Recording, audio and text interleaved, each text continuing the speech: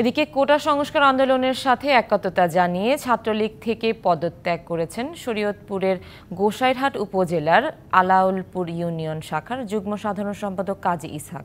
রাতে সামাজিক যোগাযোগ মাধ্যমে পোস্ট করে এই ঘোষণা দেন তিনি। পরে তিনি ডিবিসি নিউজকে জানান, কোটা আন্দোলনে ছাত্রলীগের ভূমিকা নিয়ে তিনি অসন্তুষ্ট। প্রশাসনের কাজ কখনোই ছাত্রলীগের হতে পারে না উল্লেখ করে তিনি বলেন, ছাত্রলীগের কর্মকাণ্ড বর্তমান সময়ে প্রশ্নবিদ্ধ, তাই তিনি ছাত্রলীগ থেকে পদত্যাগ করেন।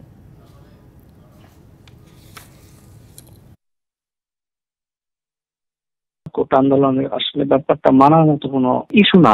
এটা তো ছাত্রলীগ, এটা তো বলার কেউ না। দেশের প্রশাসন আছে, প্রশাসন এটা দেখবে। সাধারণ শিক্ষার্থী যদি কোটা আন্দোলন যদি খারাপ কোনো ইফেক্ট করে, কিন্তু এটা তো ছাত্রলীগ সরাসরি ক্ষমতা খাটাতে পারে না। ছাত্রলীগ যেহেতু ছাত্রলীগ সংবিধানে চলছে না, যার কারণে আমি এই ছাত্রলীগ করতে চাচ্ছি না।